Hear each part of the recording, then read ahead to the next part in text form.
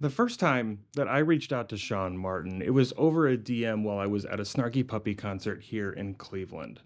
I had been playing his song Lotus at my gigs, and I thought I'd let him know that I appreciated some of the ideas about the blues scale that I had learned by transcribing his solo on that tune. This was a high point when he was touring with Snarky Puppy. I never expected him to ever see my message, let alone ever, respond to it. But actually, a minute or two after he left the stage during a break in one of the sets, I got a DM back from him. And I thought that was kind of wild. Here I was, just a total stranger in the audience, and he took the time to respond to me in the middle of his concert. And that moment started a little bit of a dialogue that lasted ever since. We weren't friends. I didn't really know him that well, but he was friendly and encouraging to me, and I got the sense that he was the same humble and generous person to everybody else that he met. A little while later, I reached out to him again to ask if I could use that moment from Lotus in a video here on this channel. He said it was cool, he watched that video, and even sent me a compliment about it afterwards. Funny thing is, after that video got released, it got copyright claimed, which just means that the label took any of the revenue that the video was going to generate. I think the video made like 60 bucks, so it wasn't that big of a deal. But Shaun intervened personally to get that copyright claim lifted, and he released the money to me. A couple of years ago, some rumors started about his health situation. He took a break from touring with Snarky Puppy. The band was scheduled to play a benefit concert for him this September.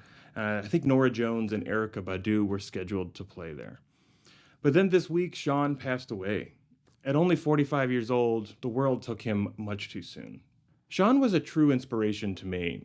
His recording showed that you could take the old standards and bring them into a modern neo-soul or gospel sound, like he did on this old Joe Henderson tune, Record-A-Me.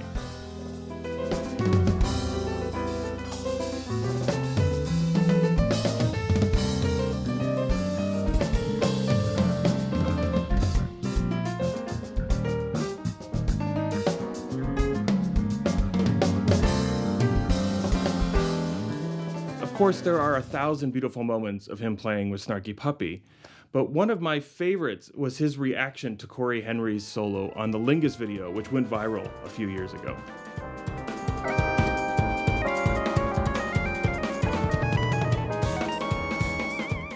I still laugh every time I see that clip.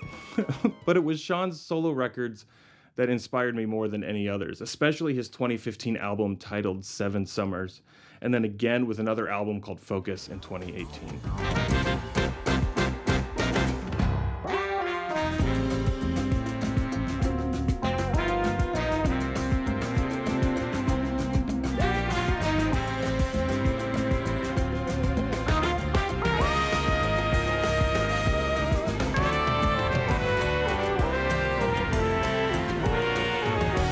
I would really encourage you to go pick up those records and give them a listen. They are masterpieces that deserve your time. He leaves behind a legacy of a musician who is twice his age, frankly. He was a musical director for Kirk Franklin. He played with Snarky Puppy for almost 20 years. He contributed creatively to artists like Shaka Khan, Fred Hammond, Yolanda Adams, Erykah Badu, so many others. So my heart goes out to his bandmates, his fans, his friends, and of course his family who are grieving his loss.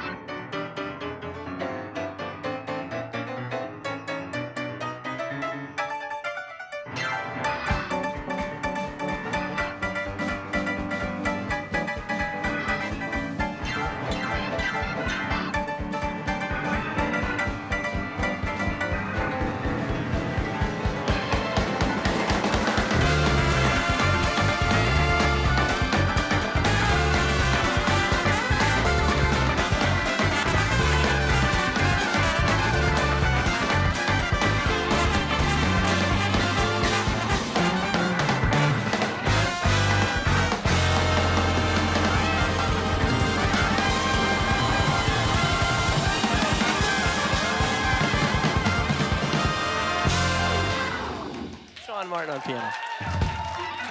Literally on the piano. You were such a goof. I want to meet your parents. I've never met your parents. Where did this come from?